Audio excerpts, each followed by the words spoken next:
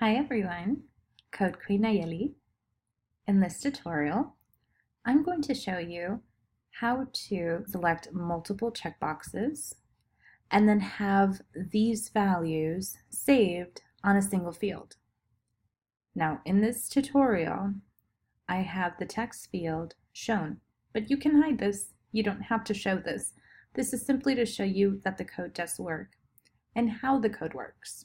There are many ways to accomplish this. There's no right or wrong way. For the purpose of this tutorial, I'm going to show you two ways. I'm going to show you how to do it on mouse in, which is basically a hover effect, and how to do it on click. So the first one, notice that I have here Monday, Tuesday, Wednesday, Thursday. Whichever ones I select, I'm going to do Monday and Thursday. And as soon as I hover over the button, inside of the test area, you will see the word Monday and Thursday. How or when will you use this? Maybe you're setting up custom tags. Maybe you're building a site where people are having a resume and they want to tell you what days they're available. Maybe they're available on Mondays and Thursdays, and you want to set these choices, save them into a single field because later you want to perform a search to find all of the people that are available for work on a Monday, and it'll filter out those people on a different page. So you have to have a field to do that sorting from. So this is where the test works.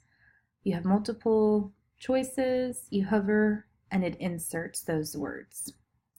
Now, what you need to do, add some checkboxes to your page.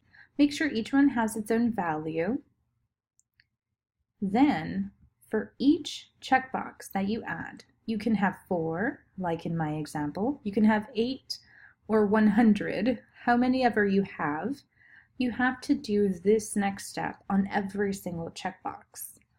Open up the Properties panel. Inside of your Wix editor, hover over the top where it says Tools, and make sure to turn on the Properties panel. You can also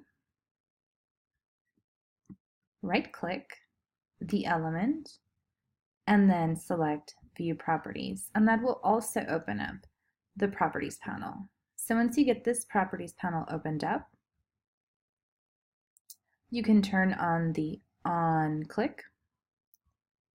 In this Properties panel box, this ID for this text element is set to test value with a capital V. As soon as I click on click with a little plus sign, it inserts the name, it adds an underscore, and it has the word click. This label right here can be anything you want. It could literally be the word one. And if that's what you wanted to read, then you just have to find that one function in your code so you can enter your code underneath it.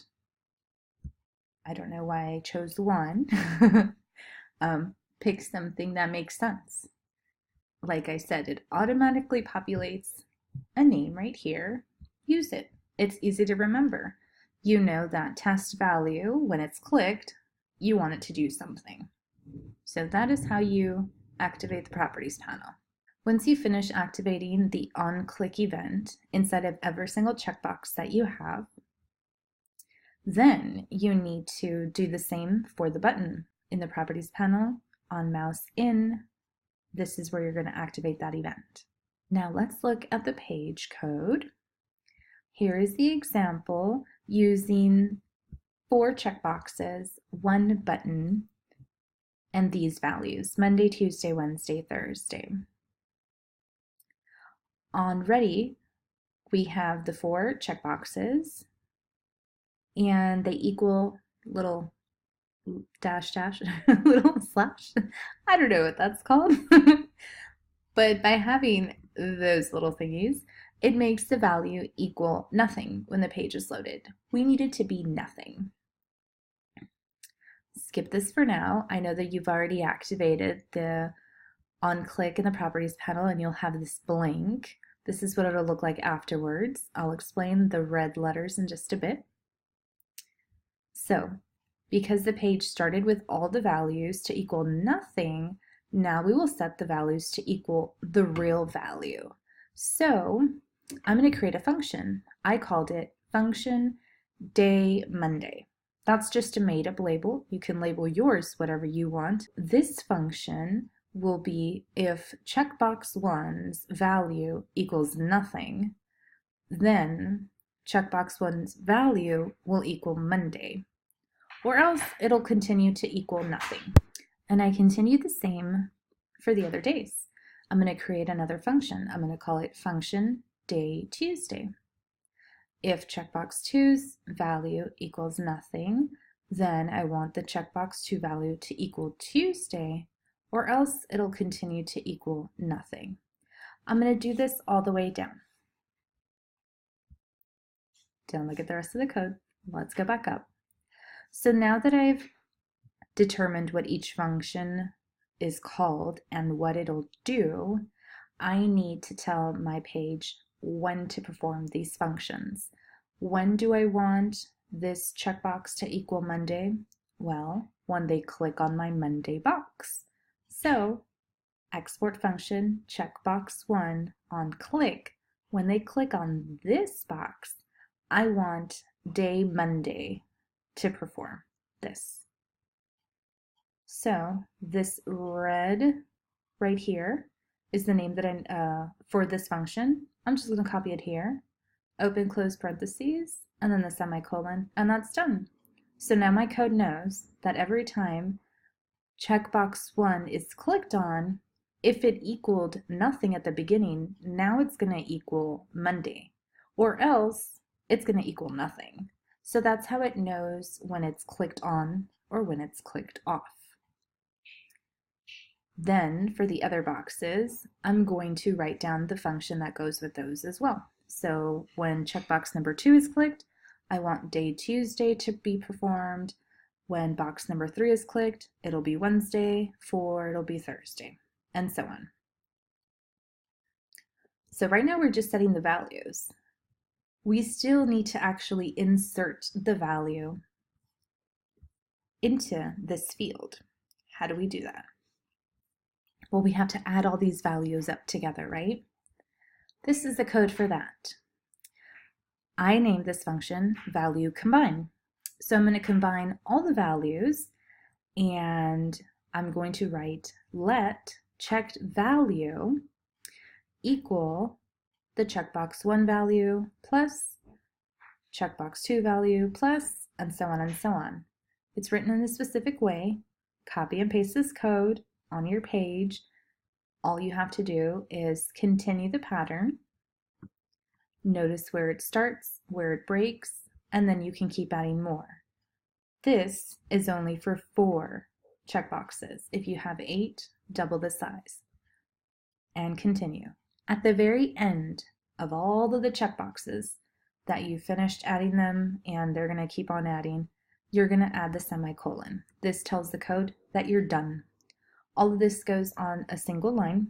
The reason right now it's showing on 2 is because my screen size is shrinking it up, but it'll all be in one line. Then afterwards, the test value will equal the checked value. What is checked value?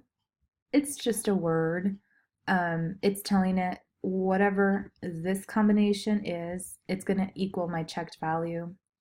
So then my test value will equal this checked value. It's basically all the values scrunched up together. Hashtag test value, remember what it was, is my actual element here, the text element. This little box is called hashtag test value. So you would just replace it with yours, and this is where that would go. So when does this function happen? Remember, we named this function value combine. It's just a thing it's going to do. When is this thing going to happen? It's going to happen when the mouse is in. When it's on the button, value combine will happen. And this is where you add the last piece of the code. Interesting, right? Click, hover, and it changes. Now let's move on to the click code. It's basically the same exact thing. We're going to set the value to a single field with the button on click. Now it's going to perform the other functions just the same. If I click on a checkbox, it'll set the value. If I take off the checkbox, it'll remove the value. But instead of on hover, I won't see the values yet. I have to physically click the button, then it'll give me the new values. Follow the same steps, activate the properties panel, do everything the same.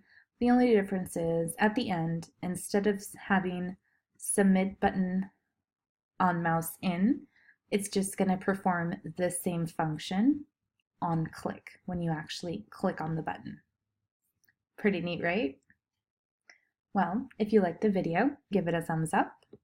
Subscribe, please. The subscribe link is on the tutorial site. You will have a link to this tutorial site on the video itself. This is my YouTube channel. Remember that in the descriptions of each video, I will add the links that are relevant to that tutorial site. While you're on my YouTube channel, please remember to check out the featured channels. There are some really great channels that have really great content for you to watch. If you're on Facebook, please join the Totally Codeable Wix Code group. Totally dedicated to you and Wix Code. And it's made up of Wix users, Wix coders, Wix experts, and even some Wix developers. Check out my Facebook page. You can even write me a message and say hello. That's it for now. See you soon.